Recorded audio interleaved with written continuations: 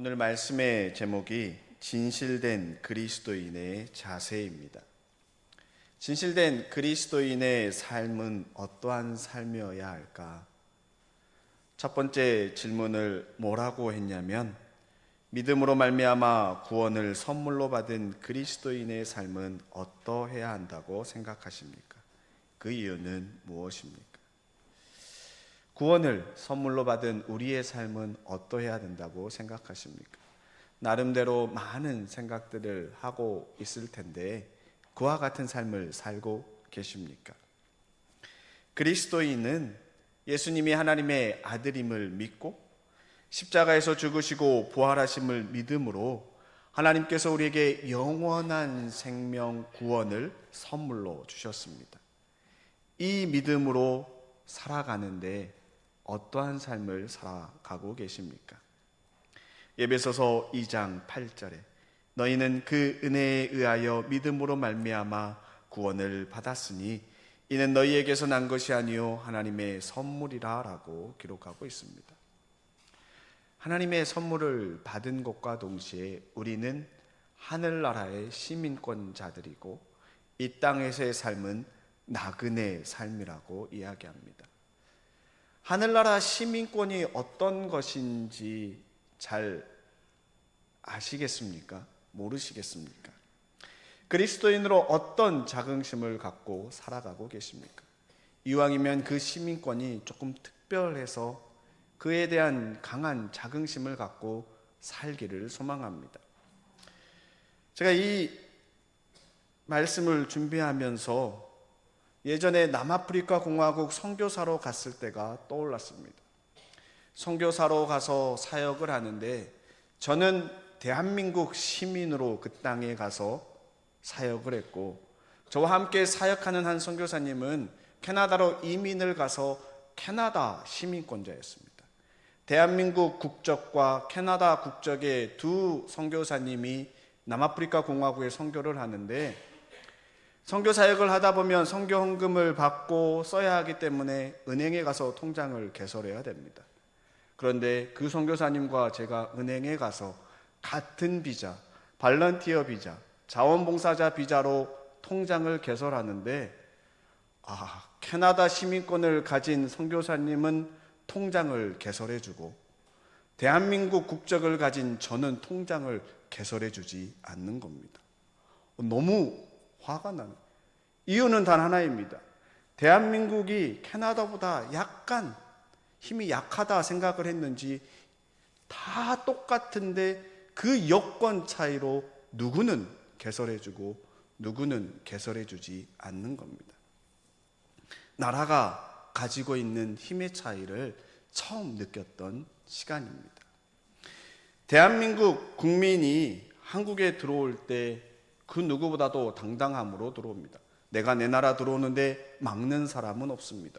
외국인들은 줄을 서서 비자로 심사를 받지만 대한민국은 내국인 전용이라는 통로를 통해 쉽게 들어옵니다. 대한민국이 갖고 있는 특권입니다. 근데 이것이 얼마나 위대한지 몰랐는데, 제가 미국에 가서 유학생으로 들어가는데 유학생 비자라는 합당한 비자를 갖고 들어가는데 미국 시민들은 마음껏 출입하는 내국인 통로, 외국인은 따로 비자를 받고 심사를 통해 들어가는데 심사 받기 전까지 얼마나 가슴이 조마조마했는지 모릅니다. 합당한 비자를 받고 들어가는데 혹시나 입국을 거절할까 봐 두려워하며 심사를 받았던 기억이 있습니다. 다시 말해 그 나라 국민이 갖고 있는 특권이 있다라는 겁니다. 우리는 하나님께서 하늘나라 시민권, 영원한 생명을 가진 시민권을 주셨습니다. 그 특권을 가지고 이 세상에서 어떠한 삶을 살아가고 있습니까? 우리가 그 특권을 가지고 이 세상에서 어떠한 삶을 살아가느냐에 따라서 누군가는 나도 그 시민권, 하늘나라 백성이 되기를 사모하기도 할 것이고, 또 누군가는 별거 아니네, 나는 안 믿을란다 라고 이야기할 수도 있습니다. 그것은 우리가 어떠한 삶을 사느냐에 따라 달라지는 겁니다. 우리가 하는 말과 행동으로 주변 사람들은 그리스도인 하나님을 알아가기 때문입니다.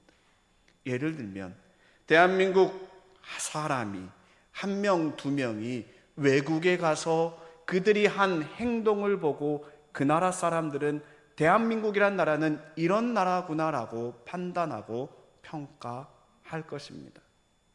반대로 우리나라 사람들은 우리나라에 들어온 중국 사람들, 동남아 사람들, 중동 사람들이 하는 행동을 보고 그 나라 전체를 모르지만 그 사람 한 사람, 두 사람이 하는 행동을 보고 저 나라는 저런 거야 라고 판단하고 평가하기 때문입니다.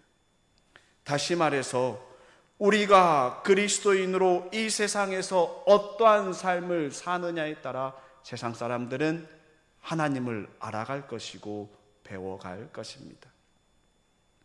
어떠한 특권을 갖고 생활하시겠습니까? 그리스도인으로 주님께서 행하신 명령을 행하며 살아가시겠습니까? 아니면 그것은 행하지 않고 내가 구원받은 그것만 생각하며 살아가시겠습니까? 오늘 저와 여러분들이 읽은 아모스 말씀은 여호와나를 기다리는 이스라엘 백성들을 향하여 아모스가 다음과 같이 선포합니다. 여호와나를 사모하는 자여, 너희가 어찌하여 여호와의 날을 사모하느냐? 그날은 어둠이요 빛이 아니라 마치 사람이 사자를 피하다가 곰을 만나거나 혹은 집에 들어가서 손을 벽에 대었다가 뱀에게 물림 같도다. 여호와의 날, 심판의 날, 이스라엘 백성들은 자신들은 구원을 받고 이방인들은 심판받을 것을 기대하면서 여호와의 날을 사모합니다. 그런데 그 날을 사모하는 여호와 백성들, 이스라엘 백성들을 향하여 그날은 어둠이요 빛이 아니라라고 이야기합니다. 이들에게 빛이어야 하는데 빛이 아니라는 겁니다.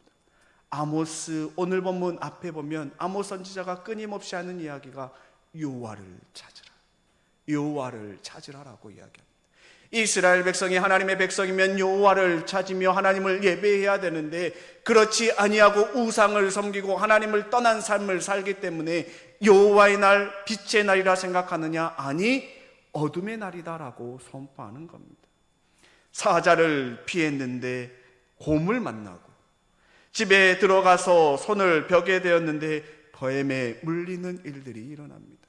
피하고 피했는데 그 심판을 피할 수 없다라는 겁니다.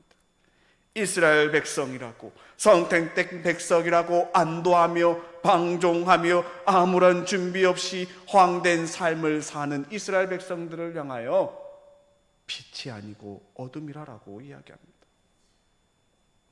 이에 더하여 21절 이하에 나는 너희가 벌이는 절기 행사들이 싫다, 역겹다. 너희가 성회로 모여도 도무지 기쁘지 않다. 너희가 나에게 번제물이나 곡식 제물을 바친다 해도 내가 그 제물들을 받지 않겠다. 너희가 화목제로 바치는 살찐 짐승도 거들떠보지 않겠다. 시끄러운 너의 노랫소리를 나의 앞에서 집어치워라. 너의 검은고 소리도 나는 듣지 않겠다. 사랑하는 성도 여러분, 우리 그리스도인들이 가장 조심해야 할 것 중에 하나가 익숙함입니다. 신앙 생활의 연수가 길어지고 길어질수록, 어쩌면 매주 드려지는 예배가 익숙해질수록 우리는 주님을 향한 간절함과 사모함 없이 그저 형식적인 예배를 드리고 있는 것은 아닌지 되돌아보아야 합니다. 감격이 사라진 예배, 그저 한 주간의 삶 중에 주일이 되면 당연히 예배를 드려야 하는 것이고 월요일이 되면 다시 일상의 삶을 살아가는 그러한 반복적인 삶을 살면서 주님을 향한 간절함이 없다면 오늘 아모스 선지자가 이스라엘 백성들에 향한 말들과 별반 다르지 않을 겁니다. 익숙하여 소중함을 모른다면 그 소중함을 잃게 되었을 때에 우리는 그 간절함을 깨닫게 됩니다. 코로나로 인하여 주일 예배를 드리지 못했을 때 얼마나 사모하셨습니까? 종교적 탄압이 있고 교회를 다닌다는 이유 하나만으로, 아니 예수님을 믿는다는 이유 하나만으로 핍박을 한다면 주님을 향한 간절한 찬양 소리가, 간절한 기도 소리가 얼마나 소중한지 깨닫게 됩니다. 제가 잊지 못하는 기도 중에 하나가 북한 지하교회 할머니의 간절한 기도입니다. 누군가 들을까봐 이불을 뒤집어 쓰고 북한 땅을 위해서 간절히 기도하는 그 할머니의 기도는 종교의 탄압이 있는 그들의 현실 속에서 간절하게 드려지는 기도 소리입니다. 신앙 생활함에 있어서 중요한 것은 우리의 마음입니다. 매주일 주님의 전화와 예배 드리는 여러분들은 어떠한 마음으로 주님의 전화와 예배 드리고 있습니까? 이 땅에 사는 그리스도인들이 어떠한 삶을 살기 원하는지 24절에 이렇게 기록합니다. 너희는 다만 공의가 물처럼 흐르게 하고 정의가 마르지 않는 강처럼 흐르게 하여라. 공의와 정의가 흐르는 그리스도인의 삶은 어떠한 삶이라고 생각하십니까? 적어도 형식적으로 위선적으로 예배를 드리는 삶은 아닐 것입니다. 하나님의 말씀과 전혀 상관없는 삶을 사는 것도 아닐 것입니다. 하나님의 말씀이 내 마음속에 자리를 잡고 그 말씀이 내 삶에 적용이 되면 그리스도인이 거하는 그곳에 정의가 흐르고 공의가 흐를 줄로 믿습니다. 왜냐하면 주님께서 우리를 향하여 너희는 세상의 빛이요 소금이라고 말씀하셨기 때문입니다. 온갖 죄악이 가득한 이 세상, 어둠이 거하는 곳에 빛이 가면 어둠이 사라지는 겁니다. 죄악이 가득한 그곳에 그리스도인이 가면 그리스도인 그 한 사람으로 인하여 죄악이 사라져야만 하는 겁니다. 소금은 자신을 드러내는 것이 아니라 자신을 조용히 희생하고 녹여서 그 맛을 내는 것처럼 우리가 사는 삶의 현장 구석구석에 들어가서 그곳에 만나는 모든 사람들을 품고 기도하며 하나님, 이 땅에 주님의 정의가, 주님의 공의가, 하나님의 말씀이 살아 움직이기를 소망한다고 기도하는 그리스도인들을 통하여 그 공동체가 변화되기를 원하는 겁니다. 아모스 선지자의 예언이 무엇입니까? 이스라엘 백성들을 향하여 너희가 택한 백성이라고 교만하지 말고 삶으로 마음을 당하여 하나님을 예배하며 너희가 거하는 그곳에서 정의가 공의가 강같이 흐르게 하라는 겁니다. 이 땅에 오신 예수님께서 오늘 마가복음 말씀을 통하여 같은 이야기를 하십니다. 오늘 마가복음 본문에 보면 제자들이 거대한 성전을 보고 예수님께 놀라며 이야기합니다. 선생님 보십시오, 이 얼마나 굉장한 돌입니까? 이 얼마나 크고 아름다운 건물입니까? 라고 이야기합니다. 사실 그 당시 역사적 기록을 보면 그 성전은 헤롯 성전이고 헤롯 대왕이 BC 19년경부터 건축을 시작해서 9년 만에 성전 건축을 마쳤는데 끊임없이 확장하고 계속해서 건물을 짓는 겁니다. 50년째 계속해서 성전을 짓고 있었고 그 성전의 터는 예루살렘의 6분의 1에 해당하는 면적이었고 황금을 비롯한 여러 가지 아름다운 자재들을 사용하였던 겁니다. 그 크기가 어느 정도인지 쉽게 생각하면 축구장 21개를 모아놓은 크기라고 이야기합니다. 성전 건축이 80년 이상 걸렸고 그곳에 사용된 죽죽돌 하나의 크기가 높이는 7.3m, 1.2m, 길이와 높이가 7.3m, 1.2m 되는 거대한 돌들로 만들어진 겁니다.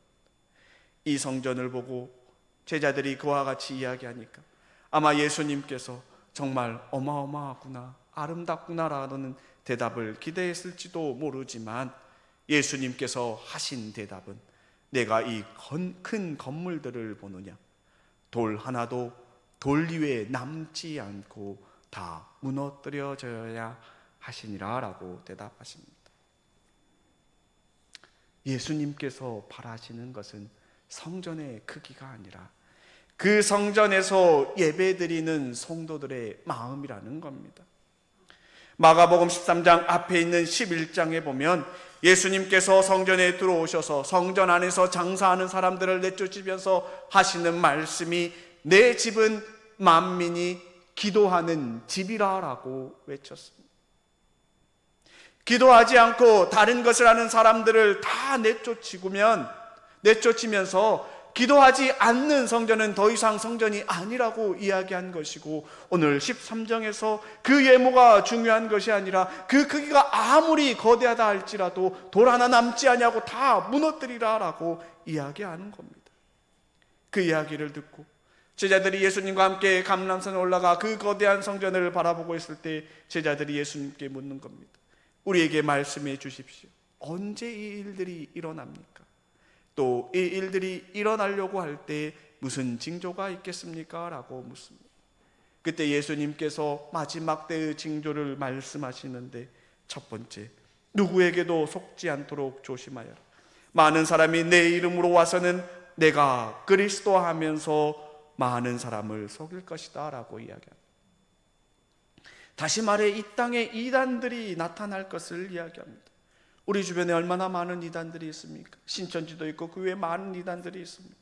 우리는 그들을 향하여 이단이라 이야기하지만 이단을 구별하지 못하는 세상 사람들은 그들을 향하여 똑같은 교회라고 이야기합니다. 쉽게 생각하면 봉산교회 성도가 아닌 사람이 봉산교회 성도라고 하면서 온갖 나쁜 행동을 하고 다니면 사람들은 그 사람이 봉산교회 성도인지 아닌지 진위를 구별하는 것이 아니라 그냥 봉산교회가 나쁜 교회가 되는 겁니다. 왜냐하면 봉산교회 성도라고 이야기한 사람이 온갖 나쁜 행동을 하고 다니는데 그 사람이 진짜인지 아닌지 따지는 게 아니라 그냥 나쁜 교회가 되는 겁니다. 왜냐하면 그 사람이 봉산교회 성도라고 했기 때문에.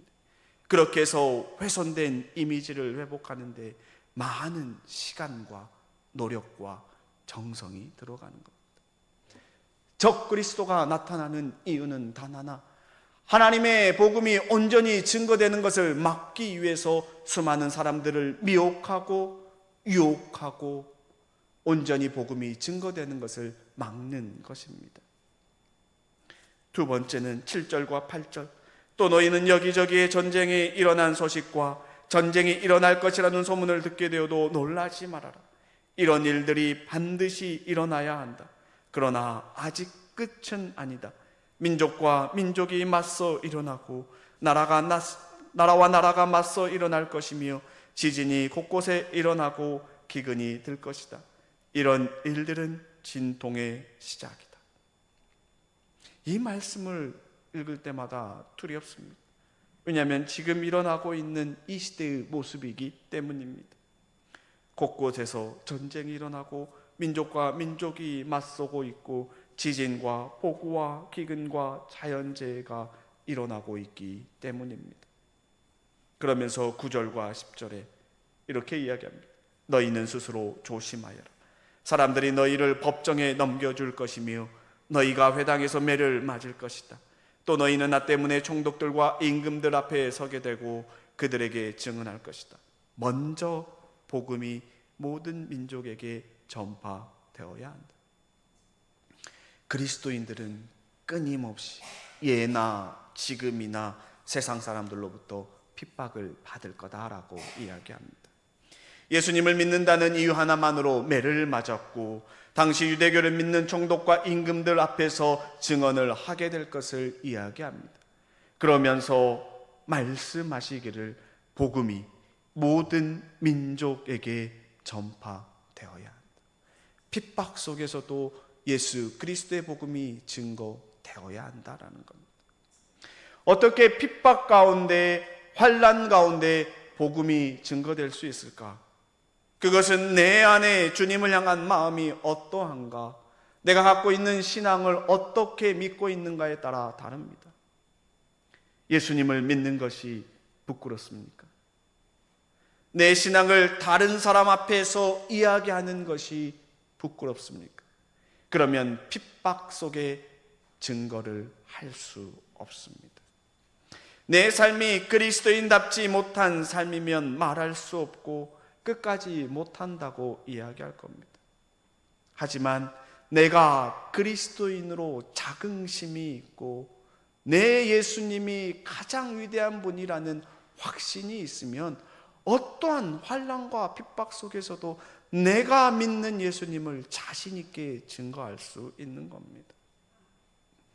장식으로 십자가 목걸이를 하는 것이 아니라, 작은 금목걸이를 하는 것이 아니라 큰 나무 십자가를 목에 걸고 누가 봐도 예수님을 믿는 사람이라는 것을 드러내며 내 말과 행동, 삶 하나하나 속에서 주님을 증거하는 그리스도인으로 살 수 있기를 축원합니다. 예수님께서 11절에 이렇게 이야기합니다. 사람들이 너희를 끌고 가서 넘겨줄 때에 너희가 무슨 말을 할까 미리 걱정하지 말아라. 무엇이든지 그 시각에 말할 것을 너희에게 지시하여 주시는 대로 말하여라. 말하는 이는 너희가 아니라 성령이시다. 우리 안에 계신 성령님께서 무슨 말을 해야 할지 다 생각나게 하시는 겁니다. 성경 공부를 하다 보면 간혹 권사님들이 간증을 해요. 내가 누군가 만나서 이야기하려고 했던 거는 아닌데 어디서 그런 성경 구절들이 나왔는지 모르는데 그냥 성경 구절 내면서 복음을 전했던 간증들을 하는 걸 듣게 되는 겁니다. 우리 안에 계신 성령님께서 내가 매일 하나님의 말씀을 읽고 기도할 때 그 말씀들이, 그 기도들이 하나하나 내 마음속에 쌓여서 내가 복음을 증거해야 되는 그 순간에 내 삶의 간증으로 증거되는 겁니다. 중요한 것은 못하겠다 이야기하는 것이 아니라는 겁니다. 못하겠다 이야기하고 시도하지 않으면 끝까지 못하는 겁니다. 그런데 내 안에 계신 예수님을 믿고 의지하고 기도하고 내가 어떻게든 이번에는 전하리라 마음을 먹고 전화를 걸고 약속을 잡고 차를 마시면서 이야기를 하다 보면 알게 모르게 내가 만난 하나님을 증거하게 되고 내가 던진 그 한마디에 그 사람의 마음밭에 작은 불씨가 일어나 나도 함께 신앙생활하고 싶다라고 이야기하게 될 겁니다. 중요한 것은 기도하고 시작하는 겁니다. 연초에 한 명씩 전도할 사람 작정하라고 했는데 하셨나요? 하셨죠? 웃고 계시는 분들은 무엇인지 잘 모르겠지만 하셨나요?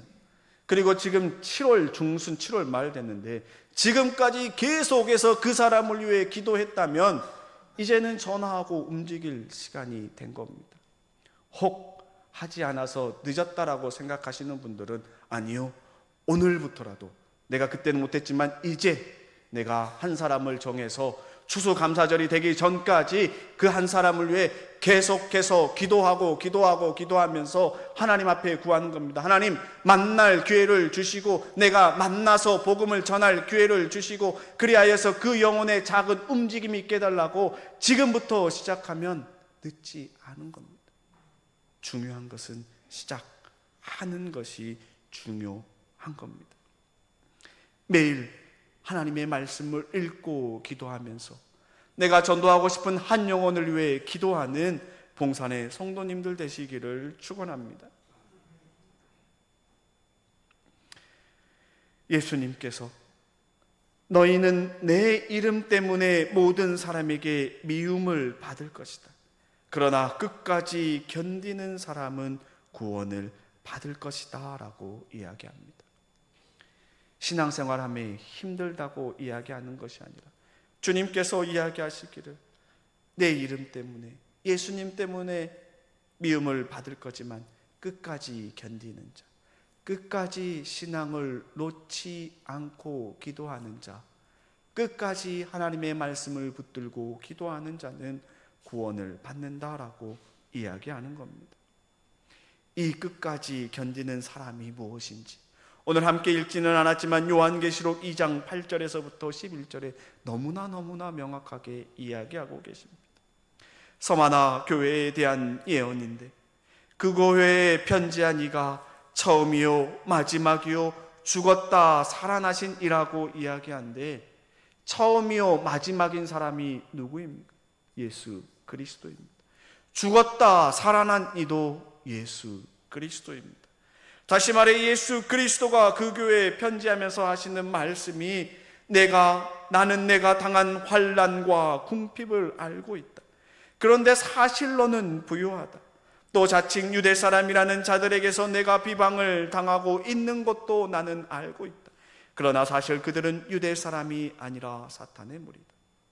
우리가 이 세상 살아가면서 환난과 궁핍을 당하는 걸 다 알고 계시는데, 우리를 향하여 너는 부유한 자다라고 이야기하고 계십니다. 너는 부유한 자다라기 위해서 우리에게 물질이 많은 그 부유함이 아니라 하나님께서 주신 선물, 구원을 받은 자, 마음에 한없는 주님의 평안이 있는 그 부유함을 이야기하는 겁니다. 주님께서 말씀하시는 마음의 부유함을 느끼는 봉산의 성도님들 되시기를 축원합니다. 여전히 세상의 물질을 바란 것이 아니라 정말 기도하고 기도할 때 환난과 핍박 속에서도 나와 함께 계시는 그 하나님으로 인하여 세상이 누릴 수 없는 평안을 누리게 해달라고, 그 마음의 부유함을 누리게 해달라고 기도할 때 그 부유함이 우리 안에 넘쳐날 줄로 믿습니다. 그 부유함을 가진 자들에게, 유대 사람들에게 비방을 당하는 것도 알고 있는데, 그들은 유대 사람이 아니라 사탄의 무리라고 이야기합니다. 다시 말해 우리가 이 세상 살아가면서 핍박당하고 누군가로부터 핍박을 당하고 비난을 당하고 있는 것 다 알고 있는데, 그들이 사탄의 무리라고 이야기합니다. 그러면서 10절에 이렇게 이야기합니다. 내가 장차 받을 고난을 두려워하지 말아라. 보아라, 악마가 너희를 시험하여 넘어뜨리려고 너희 가운데서 몇 사람을 감옥에다 집어 넣으려고 한다. 너희는 열흘 동안 환난을 당할 것이다. 죽도록 충성하여라. 그리하면 내가 생명의 면류관을 너에게 주겠다. 환난과 핍박, 고통이 우리는 길다고 이야기할지 모르지만 예수님께서 열흘 동안 당할 거다라고 이야기합니다. 주님의 나라고 하는 것에 비하면 그 열흘은 짧은 시간입니다. 영원하지 않고 금방 끝나는 시간이라 이야기하는 겁니다. 그러하기에 죽도록 충성하여라. 죽도록 하나님의 말씀을 붙들고 기도하며 세상의 빛과 소금의 사명을 감당하여라. 그러하면 내가 생명의 면류관을 너에게 주겠다. 이 세상의 진리는 반드시 승리하고 진실은 반드시 드러나고 거짓은 무너지게 되어 있습니다. 그러면서 11절에 귀가 있는 사람아, 성령이 교회들에 하시는 말씀을 들어라. 이기는 사람은 둘째 사망의 해를 받지 않을 것이다. 둘째 사망의 해를 받지 않는다라는 것은 지옥에 거하지 아니한다. 육신의 죽음은 당할지 모르지만, 이 땅에 살아와서 나그네의 삶으로 육신은 죽을지 모르지만 우리의 영혼은 죽지 아니하고 주님과 함께 주의 나라에 거할 것을 이야기하는 겁니다. 사랑하는 성도 여러분, 성경 공부 질문 마지막에 진실된 그리스도인의 삶의 자세가 무엇이라고 생각하십니까? 그리고 무엇을 결단하셨습니까? 라고 묻습니다. 우리는 그리스도인입니다. 그리스도인은 이 땅에서의 삶이 영원한 것이 아니라 나그네의 삶입니다. 이 땅에서 주님께서 주신 사명, 우리에게 주신 사명, 주 예수 그리스도의 복음을 전하는 삶을 사는 것이 당연한 것이고, 그 삶을 정하면서 받는 고난은 영원한 것이 아니라 짧은 것이기에 끝까지 견디고 하나님의 말씀을 붙들고 기도할 때 승리하게 된다라고 이야기하고 있습니다. 한 사람 한 사람, 여러분들 한 사람 한 사람을 보고 세상 사람들은 예수님이 누군지 알아갑니다. 여러분 한 사람 한 사람을 보고 봉산교회의 공동체가 어떤 공동체인지 알아가는 겁니다. 익숙하고 너무나 당연하다고 해서 소홀히 여기는 것이 아니라 주일 주님의 전을 사모하며 함께 신앙생활에는 구역의 식구들을 위해 기도하고 신도회를 위해 기도하는 봉산의 성도님들 되시기를 축원합니다. 그리고 한 영혼을 품고 내가 지금까지 기도하지 아니하였다면 못하였다면 주님, 오늘부터라도 내가 한 영혼을 품고 기도하겠습니다.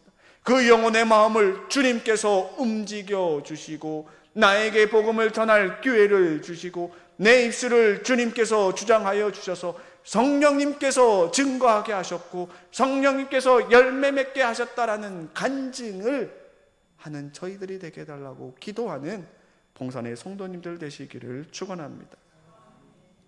간절한 마음으로 주님을 바라보고 하나님의 말씀과 기도로 하루하루 살아가는 봉산의 성도님들 되시기를 다시 한번 축원합니다. 이 시간 함께 기도하기를 소망합니다.